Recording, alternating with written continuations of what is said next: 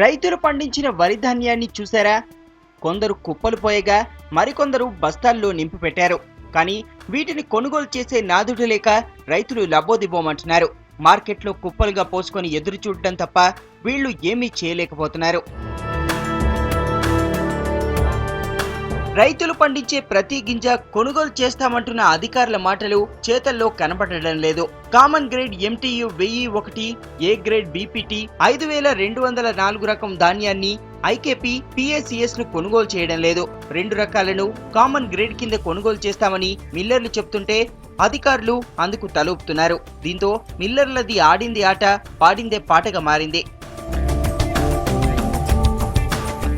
రోజుల తరబడి రైతులు ధాన్యాన్ని రాశులుగా పోసుకొని మార్కెట్లో ఎదురు చూడాల్సిన పరిస్థితి.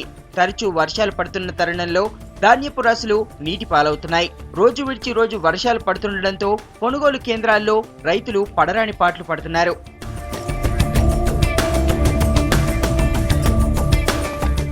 వారం రోజులుగా కొనుగోలు చేసేందుకు అధికారులు ముందుకు రాకపోవడంతో రైతులు ఆర్థికంగా నష్టపోతున్నారు. సివిల్ సప్లై అధికారులు, రైస్ మిల్లర్లు కుమ్మక్కై రైతుల జీవితాలతో చెలగాటమాడుతున్నారు. ధాన్యం కొనుగోలు చేస్తామని చెప్పి తీరా కొనుగోలు చేయకపోవడంతో ఇచ్చిన మాట ప్రకారం ధాన్యం కొనుగోలు చేయాలని డిమాండ్ చేస్తూ రైతులు ధర్నాకు దిగారు. రైస్ మిల్లర్లతో అధికారులు కుమ్మక్కయ్యారని వరంగల్ జిల్లా రైతులు ఆరోపిస్తున్నారు. కామన్ గ్రేడ్ ధాన్యాన్ని కొనుగోలు చేయని రైస్ మిల్లులను సీజ్ చేయాలని, లేనట్లయితే బ్లాక్ లిస్ట్ లో పెట్టాలని రైతు సంఘాల నేతలు డిమాండ్ చేస్తున్నారు. అందరికి అన్లోడ్ చేసుకుంటారు బండ్లను. చేసుకోకపోవడం వల్ల ఈ లారీలు వాళ్ళు కూడా పెట్టడానికి వాళ్ళు జంకుతా ఉన్నారు. ఒక బండి పోయి 3 days 4 days ఆగే వరకు ఆ ప్రాబ్లం వస్తూ ఉంది. సంవత్సరాలు పెట్టుబడి పెట్టినాం, మరి ఈ వడ్లు కాంటా పెట్టలే ఇప్పటికీ 15 రోజులు అవుతాయి.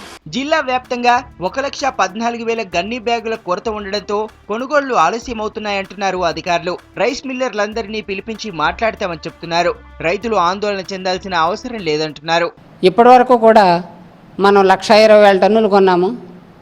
1,00,000 క్వింటాలు మిల్లులకు పంపించడం జరిగింది. ఇంకా 20,000 క్వింటాలు ఫీల్డ్ మీద ఉంది.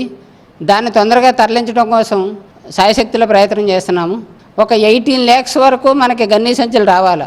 అవి విజయనగరం నుంచి వస్తున్నాయి, గుంటూరు నుంచి వస్తున్నాయి, వెస్ట్ గోదావరి నుంచి కూడా వస్తున్నాయి. మనకి రైస్ మిల్లర్లు కొంచెం అన్లోడ్ ప్రాబ్లం ఒకటి ఉంది సార్. మేము ప్రతిదీ కొంటాము అని ధైర్యం చెప్తున్నామండి. మీరు ఏం ఆధారపడకండి. ఇప్పటికైనా అధికారులు కళ్ళు తెరవాలి. రైతులు పండించిన ధాన్యాన్ని కొనుగోలు చేసి రైతులకు బాసటగా నిలవాల్సిన అవసరం ఎంతైనా ఉంది.